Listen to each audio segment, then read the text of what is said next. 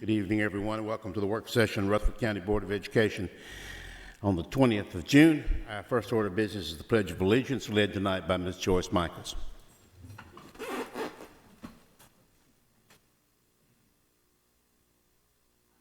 Allegiance to the flag of the United States of America and to the republic for which it stands, one nation under God, indivisible, with liberty and justice for all.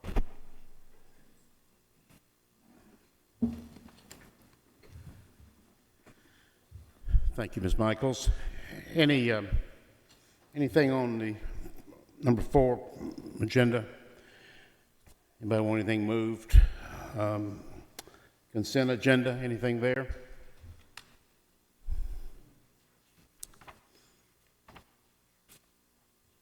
Okay, don't hear anybody saying anything. Must be okay. Let's, on number 6, we'll have visitors possibly tomorrow night. And Mr. Director, a recognition. Okay. And that will be, she will be here Thursday evening to share. I said tomorrow night, didn't I? I meant Thursday, of course. Mm-hmm. So Angie Baker Tampton is the new principal at Christiana Elementary School. And so she was very happy and excited today. And she's a good person, 27 years experience, almost all of it in Rockville County. She'll do a very good job.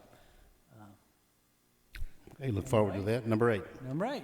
This is the construction contract for Rockville High School.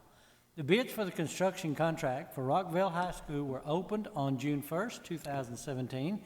The low bidder was Barton Marlowe Company with a bid of $63,284,000. Mr. Carty plans to accept at least $500,000 of the value engineering suggestions that were presented on June 6, 2017.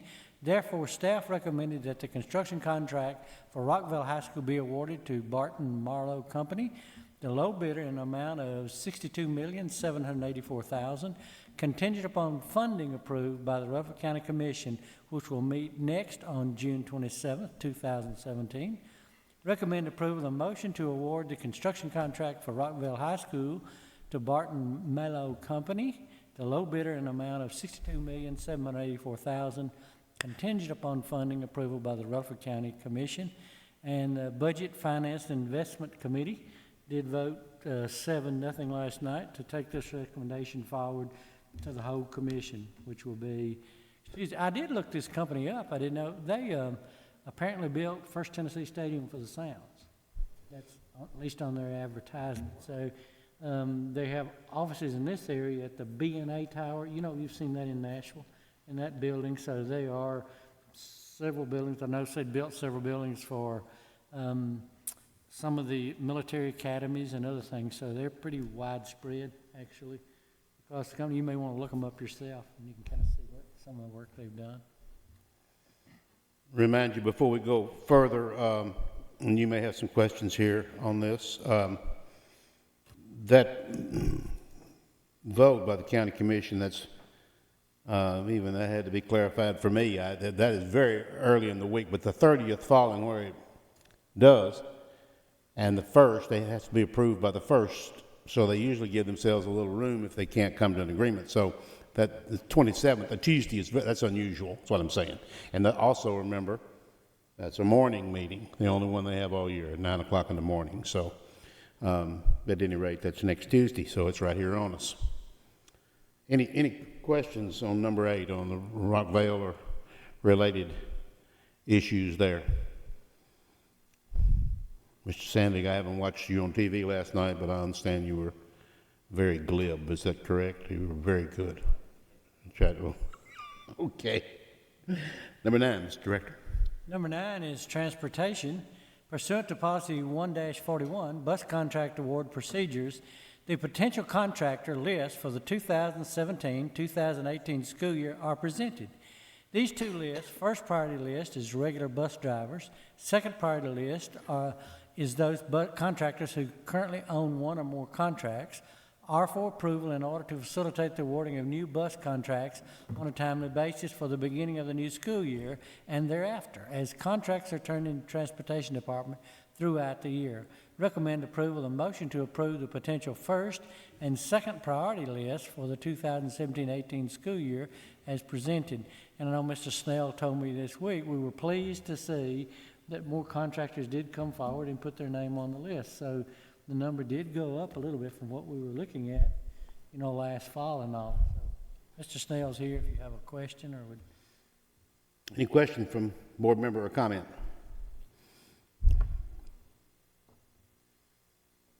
Okay, who's handling number 10? That is Ms. Barnes. Ms. Barnes? Ms. Barnes is handling the PSG summary. They gave us a summary, and so. Would you like that information tonight? Yes. Up to you. Oh, yes, sir, we're ready. Okay, go ahead. We met with representatives from PSG yesterday just to summarize the year and discuss how the year went, how things ended with our first year on the contract and preparations for next year. And Mr. Woodson did provide us with a summary of the year's usage, and I wanted to bring this to your attention so that you can see how our attendance rates ran through the year and our percentage rates of the filled jobs. So on the front sheet, they have written in that 7 a.m. fill rate at 94.2%, which is actually up 6 points over last year. Last year we ended with an 84, 85, so really this is a great improvement. PSG put in a lot of incentives and initiatives through their own processes to bring subs in. They put in the premier subs in the schools that were very hard to staff and for those last minute jobs that were called in the morning. So they did a lot of things of their own initiative to try to build up this percentage. So we were very pleased with that outcome. You can see in the middle column, I want to draw your attention to just a couple of numbers. The no sub required column was 5,165, and that is for those teachers who were out but did not require a substitute because they weren't a classroom teacher. Because we also implemented the leave form through this process, so when a person is going to be out for the day, they have to sign into eSchool, report their absence, and it automatically populates that leave form. So instead of having to do the paper copy, it's done this way, and then it flows right over to finance for that processing. So we have 5,000 teachers that requested leave that did not use a substitute. We had a total of 34,541 filled positions for teachers that did need subs, and this could be certified teachers or special educational assistants who require a substitute in the classroom. And then we had a total of 3,511 non-filled positions for the year, which again equates to that difference in the fill rate up to 100%. So a total number of reported absences for the year was 43,217. A lot of the other internal components is what they've listed on this page, and I'm not sure I could even explain some of the different languages on there. It's the way people called in, whether by phone or through the web page, etc. But on the next 2 pages, I want you to see how those positions or how those requests were logged in the system, the largest majority being sick leave. It could be illness of themselves, illness of their children, and you can see the job count in that second column for all of the different reasons for the absences. Made sense to us. That's what we typically see during the school year. There were very few that were professional in-services because that's what we look at to make sure that we're not doing too many things during the school day, and there were 2,700 of those, but for a district our size, I think we've minimized the number of days that teachers are out for scheduled in-services during the workday. So again, all that totaling up to that 43,000 again. So I just wanted you to see the breakdown of usage, the percentage rate that we ended with. And again, we had some great discussion about how we're going to move forward next year. They're already recruiting substitutes for the next school year. They ended, and I wrote that down somewhere. Hang on. I think they ended the year with 900 and something substitutes that they had recruited for this past year. They have a large number of those that have already initiated their return, and they're recruiting additional subs at this time. They ask us to help spread the word to our retired teachers about PSG. and about joining ranks with them so that they can come in and work as a substitute in our schools, especially for those long-term sessions that have to be covered by a substitute. So they have some, we have a real good relationship with them now. Had a great year, a lot of discussion. Mr. Sandbig was able to talk to them about the financial matters and just the different things that flow through their department as well. So good discussion, good plans for next year. And again, I think we've ended the year with a great percentage rate. I have one question. Where Yes, sir. they say 94.2, and they're showing 8.1 not filled, but probably to get the 94.2, they subtracted out, I imagine, where no substitute was required. Yes, sir, that is correct. So, to get that Yes, sir. net number is what I would guess. Questions from the board or comments?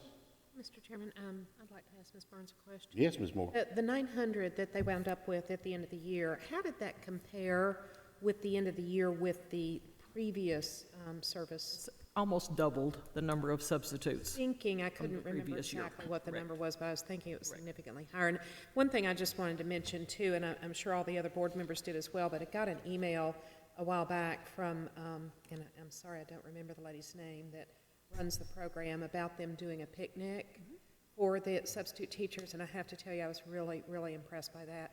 There are not many staffing companies that will go to that kind of expense, and those kind of things go a really long way in kind of reinforcing that we do feel like they're a part of things, that they don't feel, left out.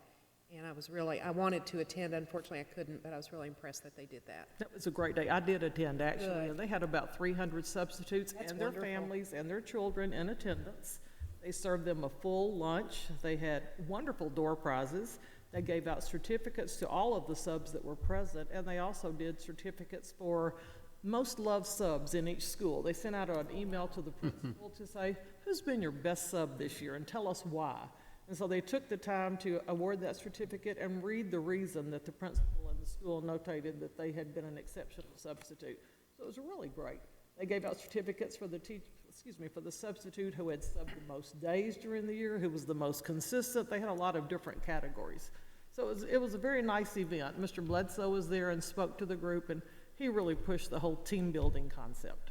That's wonderful, and that many employees and their families showing up, that was an expensive event. It was. So, impressed. Thank you. Other comments? Yes, sir. On the financial side, we had discussions. Well, we did amend in another $35,000 to the original budget. I wasn't sure we would need it, we did not. Right now, we stand $110,000 under our total budget. Our expenditures, and there might be some minor adjustments still, $2,843,000 in subs in the general purpose school fund. There are also others in the federal projects.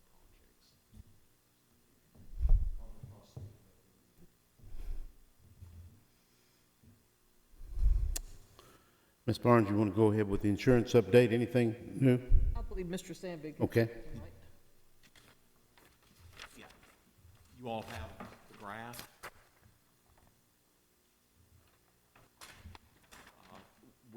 Our financial performance has improved as the year has gone on.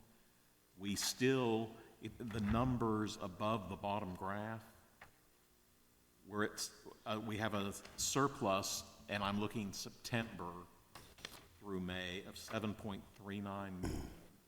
Last year, that number at this point was 8.4, and the year before it was 11.4 million.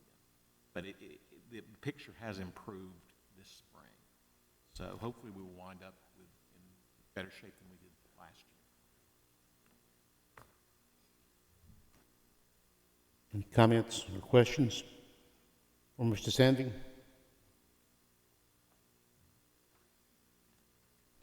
Director's update, anything tonight, or? I'm going to pitch to Mr. Evans. Mr. Holliday has some information about where we're on the solar eclipse and where are we on some of the planning, some of the things been provided. So I think him and Mr. Zago may update you on that, where we are at this point. Okay, so on August 21st of next school year, August 21st of 2017, we will be in the path of a total eclipse here in Murfreesboro. For us, it's going to last, the totality lasts 55 seconds. We'll start at 1:29 p.m. in the afternoon and be over approximately at 1:30. The partial phase starts at around noon, and then will end around 3, based on what they're telling us now. So it's it's about a 3-hour event. MTSU has contacted us, and we've been working with them. Mr. Zago's had some people from his department working with me. We've gone to several planning meetings about some events they're doing on campus at MTSU. They're also giving us, us and city schools, we're all getting glasses for every student that's coming from MTSU. They're paying for them, and all employees will get them as well. Their theme is True Blue. I think that one of the construction companies locally is helping them pay for that. And so that will be delivered to us this summer. And then Mr. Zago's science specialists that he has in his department are working with the principals now on some cross-curricular things they can do and plan at the local level. The problem that we're having is that because of the timing, we really can't take buses and move all the kids to MTSU and get them back and all that stuff. So some of the schools that are around MTSU, like Campus School, maybe a few of the others, will likely participate in MTSU, but the others are doing things on their campus. What other information would you need, Mr. Holliday? Oh, I don't know that I have any specific requests of information. I just thought it was appropriate. There's public discussion about this event, and people are making plans as far as what they and their families may do. And as it happens on a school day, those plans are involving the school system. And I suggested to the director that it may be appropriate that the board weigh in on any absences that may occur on that day. The director shared back with me that we'd be very careful about lunch schedules as well as dismissal schedules so that we took into consideration the events that were going on. I felt like that it was appropriate that we have a statement that it may be appropriate to come from the board, it may be appropriate just from the director, that no student for any reasons under our control, be it testing, scheduling, availability, or even discipline, with such an event that is only going to come around once in their time with us as a student, they're not going to miss this event because of a detention schedule or something like that. We'll take care of those discipline issues as we may need to, but not to the denial of this kind of event. I've also heard some parents discuss that they might like to be with their student, and the board may need to consider, are we prepared to have parent involvement on that day, and would we welcome it, would we encourage it, and how we would deal with that. Finally, there are a lot of different ways to safely view the eclipse in all of its various stages, and I feel like that MTSU very graciously has given us the opportunity to safely ensure that all of our students have a method to view the eclipse. But if we have a student on that day that shows up with grandfather's welding helmet or the mother's approved shoebox design of how to view it, or Dollar Tree sunglasses, it may be appropriate for the school system ahead of this event to say, at school, on our campuses, there's one way to safely view it because we're responsible for you while you're here with us. So these were some things that I was considering, and it's very similar to a weather event in that no matter what we do, there'll be someone who takes exception and thinks we should have done it a little differently. It's also similar to a weather event in that there is some unpredictability to it. A dramatically overcast sky negates the whole event. It's dark, but we can't see why it's dark. And so there's some things that are beyond our control, but so often the director of schools takes the bullet for making the decision about snow days and severe storms and tornadic activity and things like that. This one is predicted, and quite frankly, I want to stand with you, Mr. Odom, and be there as a supporter of the decisions that you make.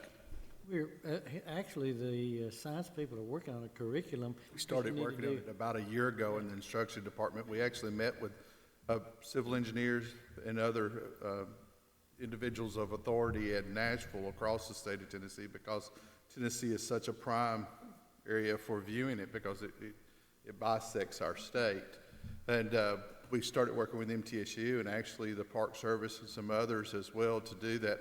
But we've got a couple of plans. You know, we're putting out a letter in our principal boxes that go to the principals at the very beginning of the year with some information on that as well. But we're also going to provide a parent, kind of like a field trip form, a passive field trip form, so parents can have options in what they want to do with their children, or want their children to be part of the event or not. So we're looking at that and being very proactive with it. As far as the overcast, because that's obviously a potential if there's rain or something like that, NASA is going to be doing a live feed, like on a YouTube type channel, and our schools will have access to that. So if they need to, they can show the event in an assembly and actually watch the eclipse on a screen, and then experience it. It's getting dark, even though they won't be able to see it firsthand. They'll experience it. It's getting dark, and be able to watch what's happening on the screen using the NASA feed. So that's part of the planning that we've been going through as well. We actually will have on the letter going home to parents a couple of YouTube sites that they can go to and visit, and it'll give a complete simulation of that so that they have a complete understanding of what is taking place. Because it's going to take place. It's not an instant dark and back instant light. Students will be traveling home on buses, so we'll be sending those classes home with them on the bus as well, so that they can have those at home and use it for memorabilia later in their life. Like I say, I knew that there would be outstanding plans, and I was interested in a public forum that we could get that word out and allow people in the community, our parents and our students, to continue their anticipation. I believe we're about 60 days away from the eclipse. Anything else on that? Anything else on the director's update information? Okay. Ms. Moore, anything from the Capitol Hill? No updates. Okay, bless you. You're welcome. Anything from Washington, Mr. Holliday? We'll hold for Thursday. Okay, general discussion by board members? Anything? Don't be eclipsed now. Come on. Nothing? Well, in that case, we're 5 seconds from adjournment if somebody doesn't say something. Thank you so much. We are adjourned.